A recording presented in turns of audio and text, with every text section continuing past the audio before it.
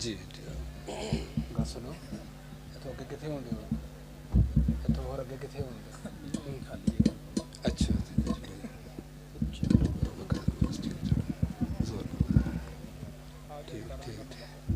ٹھیک ہے اوکے. منتظمین کی طرف سے یہ گزارش کی گئی ہے کہ آگے جو خالی جگہ ہے اس کو آپ پلیز اس کو برائے مہربانی مکمل کر لیں تاکہ بعد میں جو لوگ آ رہے ہیں وہ ان کو جگہ مل سکے.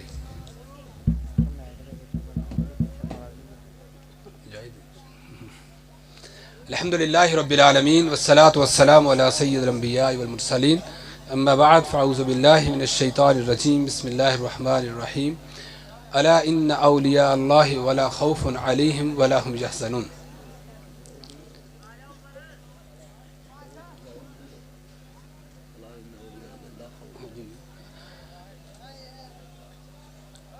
آج کی اس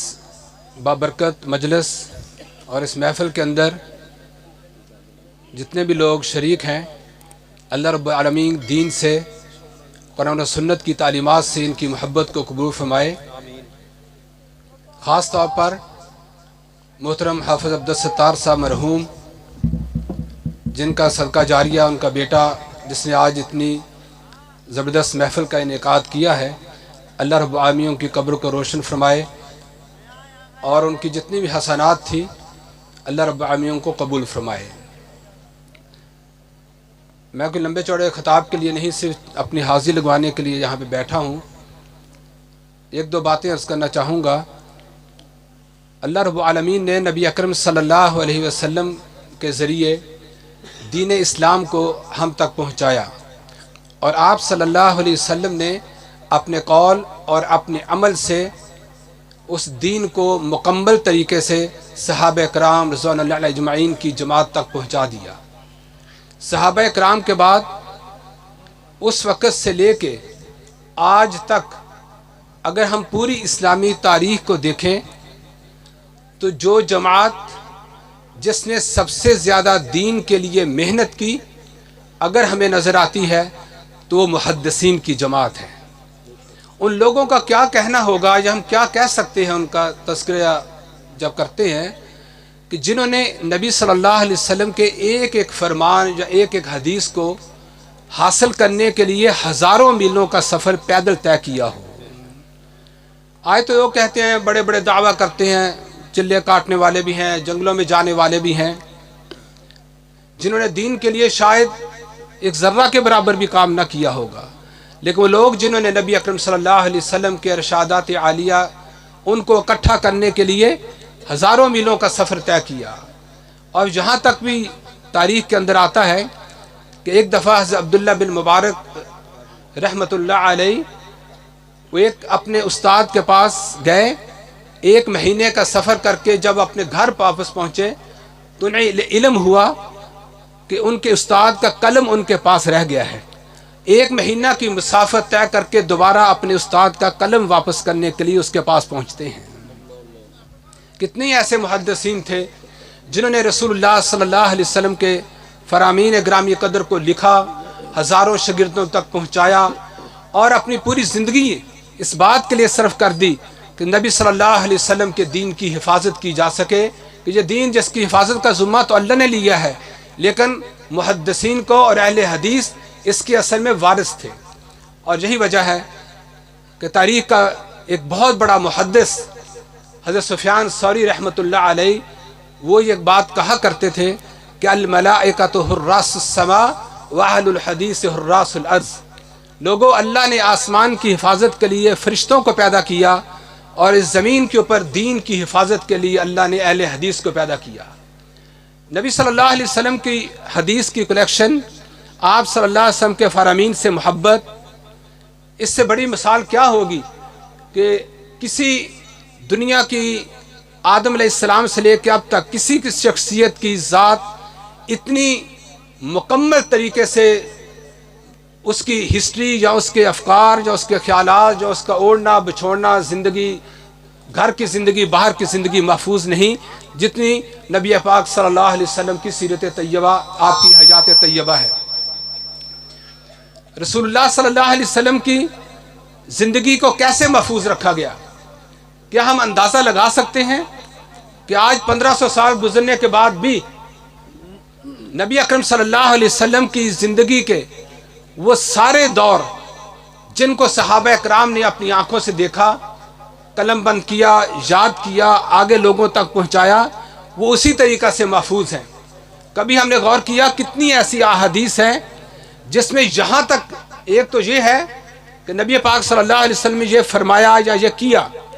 لیکن یہاں تک بھی احادیث کی کتب کے اندر اسی طریقہ سے محفوظ ہے جس طریقہ سے صحابہ نے بیان کیا تھا کہ صحابی کہتے ہیں کہ میں نے رسول اللہ صلی اللہ علیہ وسلم سے یہ بات سنی، آپ اس وقت اس طریقہ سے بیٹھے ہوئے تھے کہ آپ نے اپنے ہاتھوں کو گھٹنے کے اوپر رکھا ہوا تھا۔ میں نے نبی صلی اللہ علیہ وسلم سے یہ فرمان سنا کہ آپ جب بادشاہ فرما رہے تھے، آپ متقیاً فجلس، آپ نے ایسے ٹیک لگائی ہوئی تھی، لیکن جس وقت یہ جملہ آپ نے بولا آپ اٹھ کے بیٹھ گئے۔ آپ صلی اللہ علیہ وسلم یہ جملہ بول رہے ہیں، آپ نے اپنی لاٹھی کے اوپر اپنا وزن ڈالا ہوا ہے۔ آپ صلی اللہ علیہ وسلم نے یہ الفاظ ذکر کیے، آپ صلی اللہ علیہ وسلم کے ہونٹ اس طریقہ سے تھے، آپ مسکرا رہے ہیں، آپ ہنس رہے ہیں، آپ کے کون سے دندان مبارک وہ نظر آ رہے ہیں۔ کیا دنیا کے اندر کوئی ایسی شخصیت ہے جس کی زندگی اتنی کمپلیٹ جو ہے وہ لوگوں کے سامنے موجود ہوں کہ ایک ایک اشارہ بھی جو رسول اللہ صلی اللہ علیہ وسلم نے کیا، آج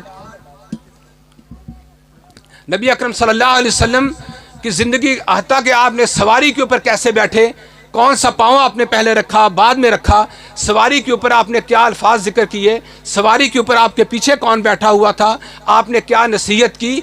نبی صلی اللہ علیہ وسلم کی زندگی کی ایک ایک وہ حرکت جو دین کے حوالہ سے ہے آج وہ احادیث کی کتب کے اندر موجود ہے۔ تو ان ساری چیزوں کو جن لوگوں نے اکٹھا کیا، جن لوگوں نے جمع کیا، اسی جماعت کا نام اہل حدیث تھا۔ یہی وہ ہمارے اکابر تھے، اسی وراثت کو لے کے آج تک ہم چلے آ رہے ہیں کہ العلماء ورثۃ الانبیاء، کہ علماء وہ انبیاء کے وارث ہوتے ہیں۔ وراثت یہ علم کی ہے، وراثت یہ عمل کی ہے۔ اور حضرت سفیان ثوری رحمۃ اللہ علیہ، ان کی تاریخ کا بڑا ہی عجیب واقعہ بس مجھ سے بات کروں گا کہ یہ محدثین کیسے لوگ تھے۔ عبداللہ مبارک رحمۃ اللہ علیہ، ان کی محفل کے اندر سفیان ثوری، سفیان بن عیینہ رحمۃ اللہ، ان لوگوں کا ذکر ہوتا ہے۔ کہا گیا کہ ان کے اندر کون کون سی خوبی ہے، دنیا کی ہر وہ خوبی یا وہ صفت جو ایک اچھے انسان کے اندر ہو سکتی تھی، وہ ساری خوبیاں ان لوگوں کے اندر موجود تھی،